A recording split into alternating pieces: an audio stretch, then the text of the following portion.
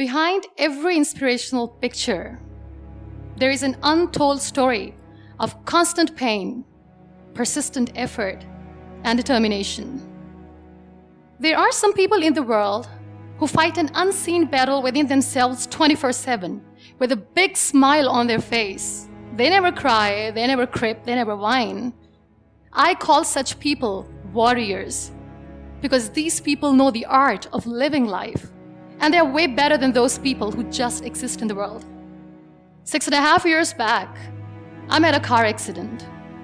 I was traveling from Balochistan to my hometown, Rahimia Khan. The driver slept, and the car fell in the ditch. As a result of that incident, I sustained multiple injuries. The list is a bit long, don't get scared. Radius of right arm were fractured. Shoulder bone and collarbone were fractured.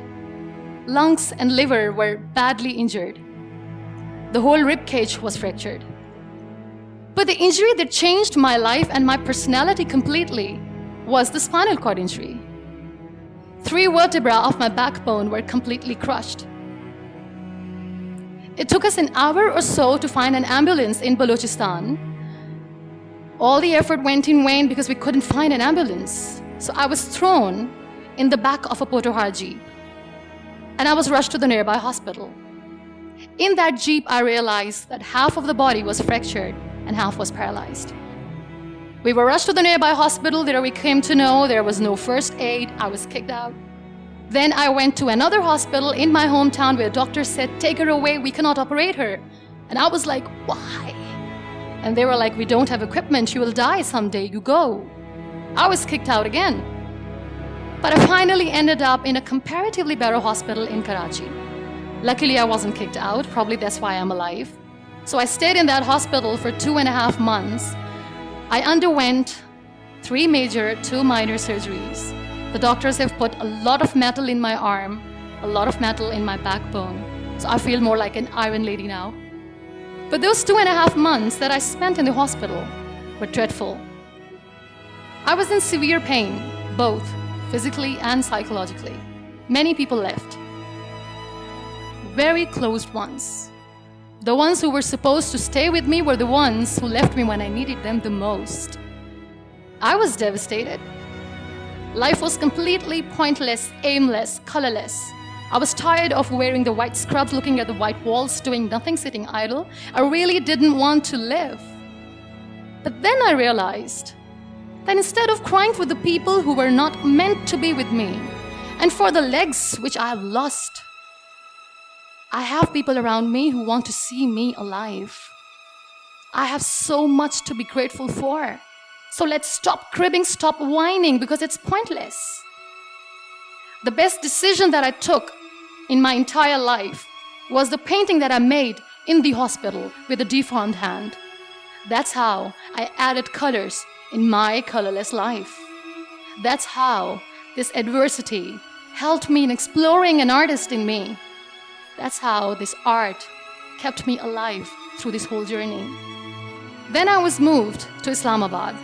I stayed in my room on the bed, confined for 2 years. Because I developed multiple pressure ulcers and a variety of infections and allergies. Now this whole traumatic journey of 2 years and 2.5 months being bedridden, doing nothing, the only thing that kept me alive was art. What a beautiful medium art is, that without uttering a single word, you express yourself.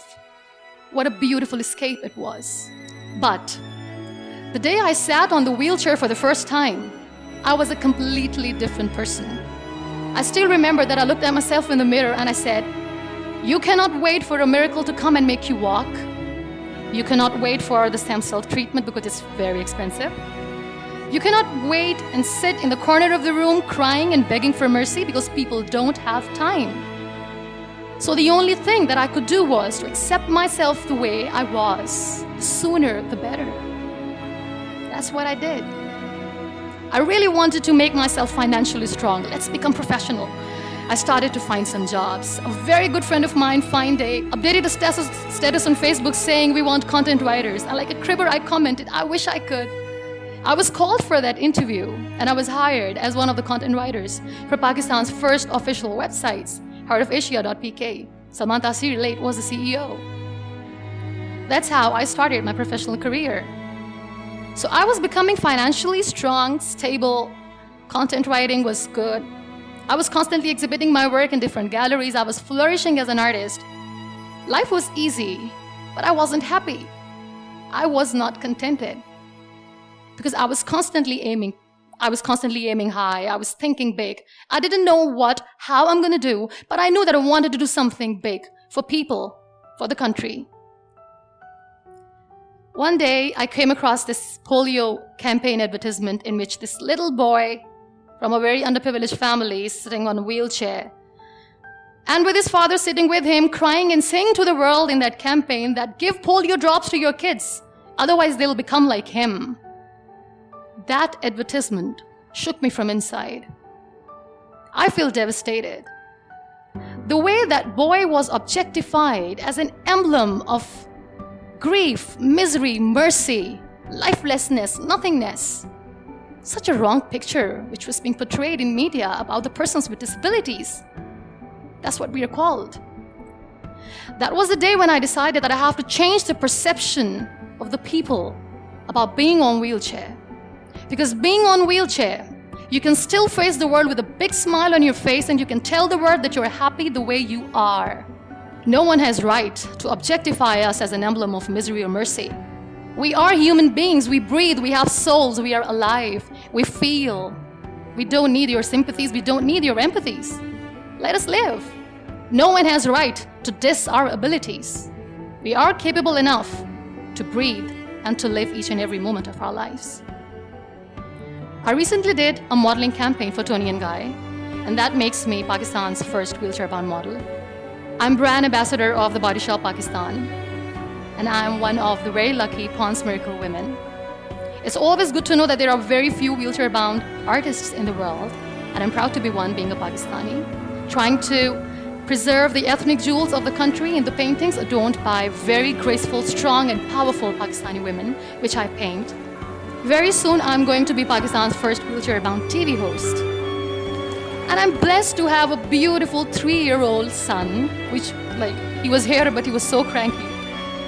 Now, you all must be thinking that why I'm using the word wheelchair over and over again in my talk. This is the very perspective I'm talking about. This wheelchair is not my weakness. This wheelchair is not an adversity. This is my strength because the kind of attention that I get when I go anywhere is priceless. Everyone loves to be in the limelight. I have started enjoying to be in the limelight too. This is the very perspective I'm talking about. This wheelchair has given me an opportunity to explore what I had in me and I never knew it. I feel really sorry for some people who play this blame game. They say they feel caged.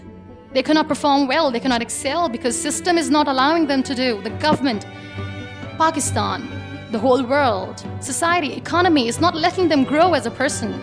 They're not excelling in their careers. They say they're caged. I feel sorry. I can undoubtedly say that I'm caged because when I get up in the morning, I'm unable to sit on my own. I'm unable to shift from the bed to the wheelchair, from the wheelchair to the car, from the car to the wheelchair. I need an assistant 24/7 to do little things in life. Let's make it more simple. When I feel thirsty at midnight, and when I forget, which I always do, when I forget to keep my water bottle on my nightstand, and when I don't see anyone around to help me, I stay thirsty for the whole night because I'm unable to get a glass of water for myself. I can undoubtedly say that I'm caged by my body, but my mind is free, and so is my soul, and so is my spirit. I can still dream big. I can still think big. I can still aim high. I can still aspire to inspire. Nothing should stop me. This wheelchair should not be the reason or an excuse of not doing anything in life. I still have big dreams. I still have big plans. And I still have to work on that. Be grateful for what you have. And trust me, you will always end up having more. And if you'll cry and if you'll crib for the little things in your life, you will never ever have enough. You want to excel? You want to grow? You want to be powerful and passionate and great professionals? Learn the art of converting your adversities into opportunities. The moment you're going to learn it, sky's the limit. So be grateful, be happy, be alive, and don't let anyone diss your abilities.